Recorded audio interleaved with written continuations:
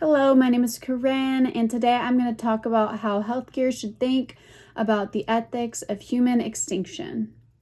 In this presentation, I'll start with the background and context of this issue, identify some key conflicting values, and briefly summarize a case commentary from the AMA Journal of Ethics. I will then apply two distinct moral theories, utilitarianism and deontology, and finish with a concrete proposal that I believe is both ethical and practical. This is a topic that pushes medicine beyond its traditional boundaries and into some of the most important moral questions we can ask. Human extinction is often seen as the realm of science fiction, but recent scholarship shows that it's an urgent ethical concern for healthcare. We're talking about threats like climate collapse, engineered pandemics, and nuclear war. Events that don't just kill millions, but could permanently end humanity's future. Some ethicists argue that these risks are fundamentally different from ordinary disasters because extinction will wipe out every possible future person, every potential innovation, and every cultural legacy. That's why there's a growing call for a new field called extinction medicine, where clinicians are trained to prevent existential risks. It's a big expansion on medicine's role, and it raises both philosophical and practical questions. When we talk about human extinction, we need to define it clearly. Philosophers distinguish between going extinct, the process, and being extinct, the permanent state after we're gone. The AMA commentary I selected outlines three ethical perspectives. Further loss. Extinction is uniquely bad because it ends all future possibilities. Further loss. Extinction is uniquely bad because it ends all future possibilities. Pro-extinctionist. Extinction isn't necessarily bad at all. The key point is that these perspectives lead to very different conclusions about what healthcare professionals should prioritize. The commentary suggests that the core values of medicine, preserving life and preventing harm, naturally support preventing extinction, and that we should consider developing specific training and systems to address these threats. This topic creates four main ethical tensions. First, balancing duties to current patients with duties to future generations. Should we focus only on those who exist now, or also those who could exist in the future? Second, neutrality versus advocacy. Should clinicians stay politically neutral, or should they take a stand on policies that could prevent future extinction? Third, resource allocation. If we spend time and money on extinction prevention, does that mean less for immediate health needs? And fourth, uncertainty. Extinction risks may be uncertain in timing and probability. So how precautionary should medicine be in response to them? The commentary outlines three perspectives that I mentioned earlier: equivalence, future lost, and pro-extinctionist, and weighs their implications for healthcare. The author's primary argument is that medicine's current commitments to protecting life can be extended to prevent extinction, even if extinction threats feel remote.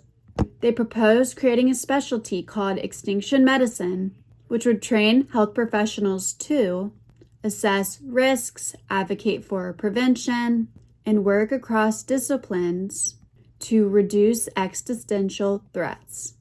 The commentary makes it clear that this isn't about turning every doctor into a policy expert. It's about expanding our ethical scope to include the biggest possible threats to human well-being. This leads to three big questions. Do clinicians owe moral duties to people that haven't been born yet? Should healthcare professionals take on public advocacy roles for large-scale policy change? And how do we balance urgent needs now with the responsibility to safeguard the long-term future? These questions set the stage for my own ethical analysis. First, utilitarianism. This theory says that the right action is the one that produces the greatest overall good for the greatest number. That means we have to consider not just people alive today, but all the people that could exist in the future. From this perspective, preventing extinction could be the most important thing that we can do, because it protects potentially trillions of future lives. Even a small reduction in extinction risk could have an enormous positive impact. For healthcare, utilitarianism justifies investing time and resources in extinction prevention. For example, for research on biosafety, climate adaptation, and nuclear risk reduction, deontology takes a different approach. It focuses on duties and rights rather than outcomes. Clinicians have specific duties: to protect life, do no harm, and respect the dignity of patients. If we accept that future persons have rights, then we also have a duty to avoid their non-existence through preventable extinction.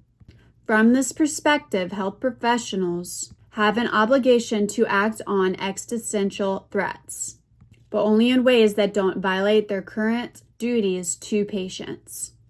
So, for example, it would be wrong to compromise present patient care to serve a hypothetical future, but it would be right to take steps to protect both present and future lives. My proposal is a 4-part plan. 1.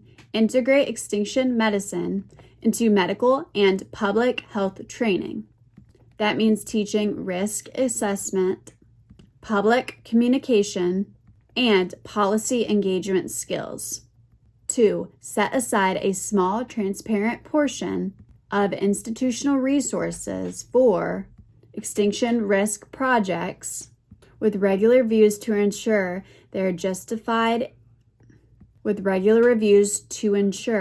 that they're effective and justified. 3. Encourage clinician-led public education campaigns like those that successfully reduced nuclear risks in the past. And 4. Apply strong safeguards. Never let extinction work replace bedside care.